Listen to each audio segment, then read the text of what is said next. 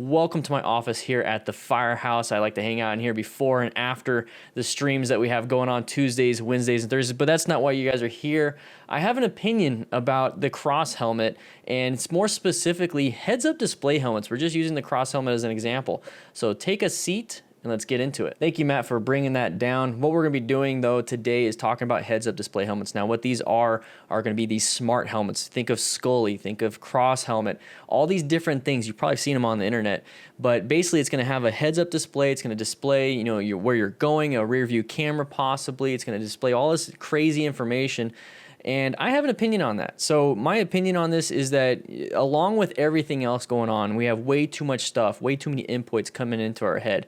We see way too much. We can't see enough, you know, whatever it is, but now we're going to add something in front of us. So having a heads-up display, to me, it can be useful and it can also be a huge detriment. It all depends on how it's implemented. We talk about Tesla and their cars and their scanning systems, and that's really good. We want to look and feel like the Terminator scanning for hazards.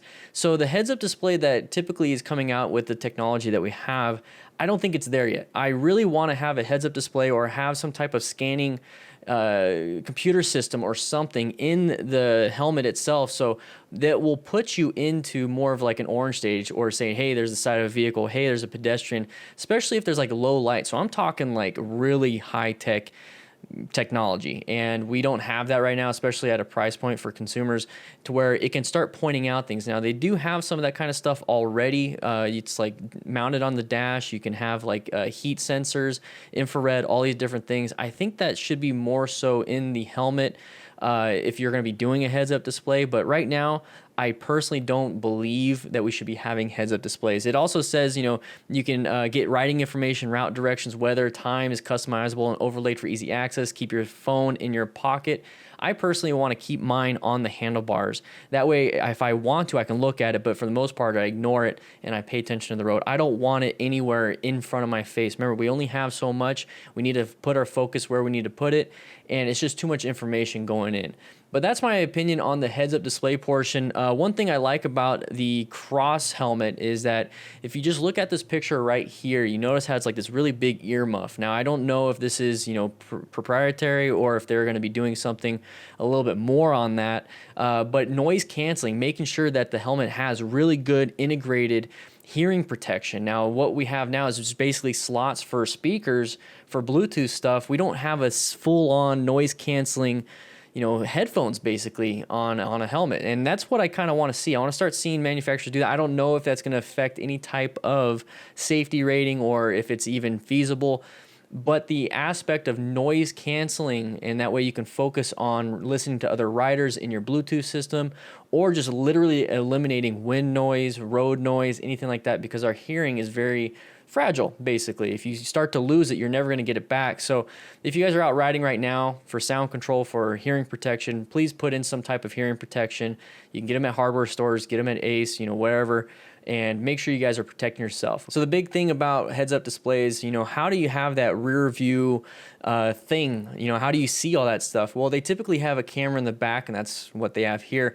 And it's going to be kind of helpful. I would treat it as, you know, having two mirrors, and then this way you can definitely see behind you, but you can already adjust your mirrors in a way, especially if you have those little bunny rabbit ears like I do on my FTR 1200.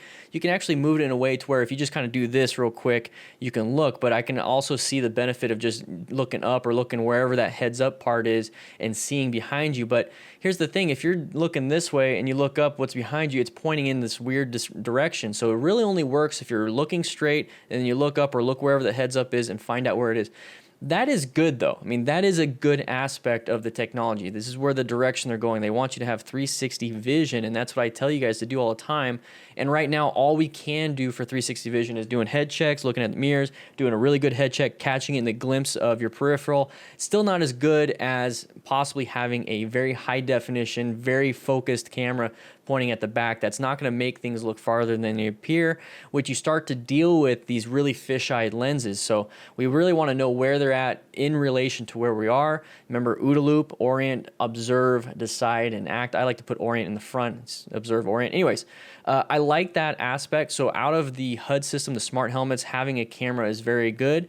But then we start going into, well, how heavy it is, the cost of it, all the circuitry, all those different things.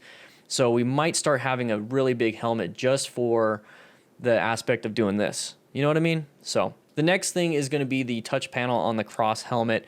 And it's a lot like having the Cardo Pack Talk Slim, whatever those things, any Bluetooth basically, you're able to adjust it. With this one, there's no real tactile feel when it comes to having this. It's all about sliding. It's all about like finding it. And that's what I like about the Pack Talks or any type of Bluetooth system where they actually have buttons where you know which buttons are. You memorize the buttons and you can push. When you don't have anything, you're just kind of sliding your hands. What happens if you pause the music or started doing something else because you accidentally slid and then pressed something? So the whole touch panel on the Cross helmet, I like the idea of it. It's nice and smooth. It's integrated. It looks like it's supposed to be there, but I don't know how the ease of use is on this thing. And then on top of that, when you have something integrated in a helmet like that and it goes obsolete within a year or two, you're starting to have some issues, especially with software updates, all these different things. And it's like, ones if you want to attach a Cardo because you want to talk in the mesh system with other Cardo riders, and you can't do that because you have this really expensive badass helmet that doesn't really integrate very well, and the technology is starting to get old.